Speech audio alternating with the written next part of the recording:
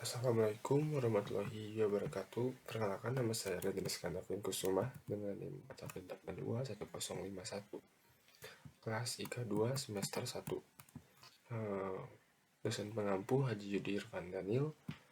Di sini saya akan menjawab atau menjelaskan tentang jawaban dari UTS agama yang saya akan presentasikan. Yaitu yang pertama adalah soalnya, mengapa manusia mesti beragama? Manusia harus beragama, yaitu sebagai pegangan hidup baik untuk kehidupan di dunia maupun di akhirat kelak. Karena manusia tidak memiliki standar moral sendiri dan untuk membuat keteraturan dalam hidup dan masyarakat, serta agar mendapatkan ketenangan hati dan kebahagiaan, maka diperlukan standar moral objektif yang diatur oleh kekuasaan yang lebih besar dan hakiki, yaitu Allah Subhanahu wa Ta'ala. Lalu nomor 2, dalam ajaran Islam, mengenal Allah sebagai Tuhan pencipta dan pengatur alam semesta dan seluruh makhluk merupakan suatu kewajiban Allah Subhanahu wa Ta'ala. Telah mengisyaratkan dan mengajak hambanya untuk mengenal dirinya sebagaimana firman-Nya dalam Al-Quran yang terjemahannya, sesungguhnya dalam penciptaan langit dan bumi dan pergantian siang dan malam terdapat tanda-tanda kebesaran Allah bagi orang-orang yang memiliki akal. Hal yang disebutkan Syekh Abu Bakar Al-Jazari sebagai dalil akli iman kepada Allah Subhanahu wa Ta'ala adalah adanya alam semesta dengan aneka makhluk hidup ini menjadi bukti dan memberi kesaksian tentang adanya wujud sang pencipta, yaitu Allah Subhanahu wa Ta'ala. Karena tidak ada seorang pun di alam raya ini yang mengklaim telah menciptakan alam raya ini beserta isinya selain dari Allah Subhanahu wa Ta'ala. Tulis Syekh Abu Bakar. Yaitu lalu ada 4 cara mengenal Allah Subhanahu wa Ta'ala. Yang pertama, kenali keberadaan Allah. Yaitu cara mengenal Allah Subhanahu wa Ta'ala yang pertama adalah dengan mengenal keberadaannya dengan cara beriman kepadanya. Lalu kenali rububiyah Allah Subhanahu wa Ta'ala. Cara mengenalnya yaitu mengakui keesaan rububiyah Allah Subhanahu wa Ta'ala. Umat muslim wajib meyakini keesaan rububiyah Allah Subhanahu wa Ta'ala seperti bawahannya Allah Subhanahu wa Ta'ala menciptakan, memiliki, menguasai dan mengatur seluruh makhluk ciptaannya yang ada di dunia. Kenali uluhiyah Allah Subhanahu wa Ta'ala.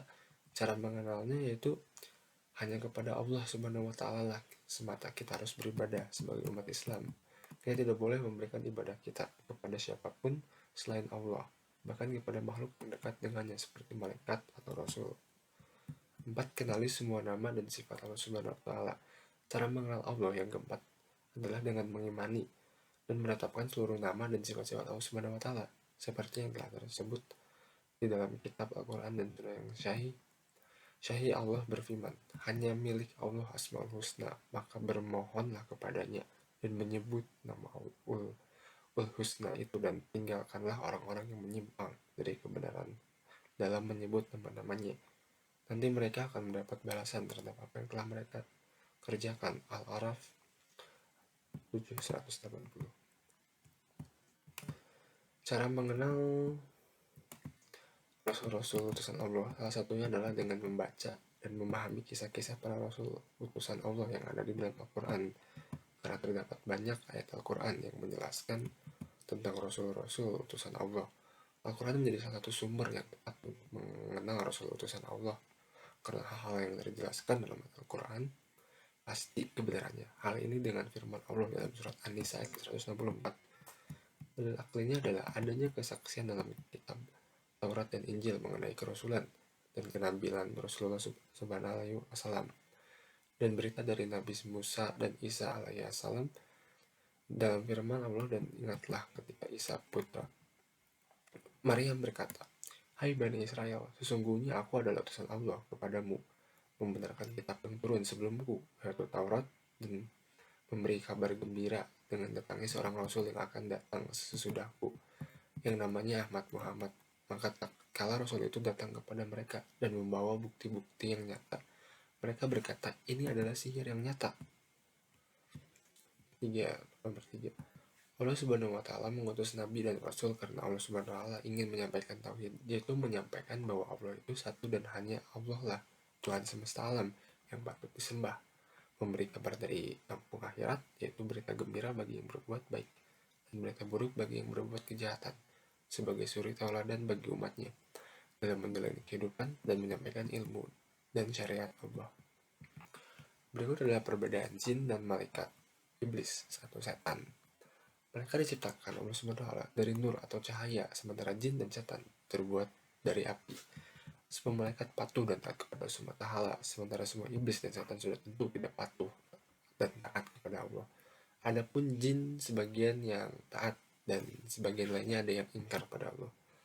Malaikat dan setan memiliki jenis kelamin, adapun jin memiliki jenis kelamin, sementara setan diyakini ulama yang berkelamin ada yang tidak.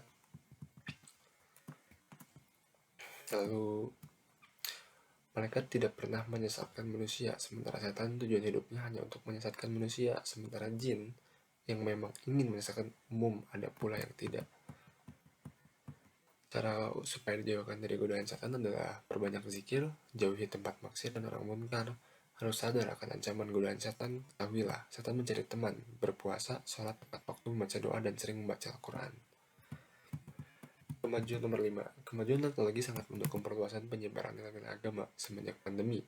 Ragam persoalan datang silih berganti. Disinilah peran tokoh agama ikut adil untuk menyederhanakan hal rumit tersebut. Apalagi teknologi selama pandemi menjadi substitusi untuk mendesain dunia baru yang tentu ini dimanfaatkan dengan baik oleh tokoh agama sebagai bagian terpenting dalam memperluas kesalehan aktif.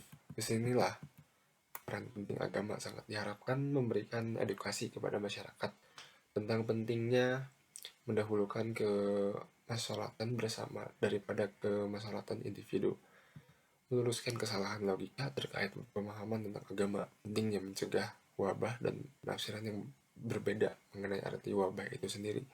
Masyarakat perlu memahami jika wabah ini belum berakhir dan perlu adanya ikhtiar, tidak abai dan bersikap tenang selama pandemi. Sekian dari saya, mohon maaf bila ada kesalahan. Billahi taufiq wal hidayah. Wassalamualaikum warahmatullahi wabarakatuh.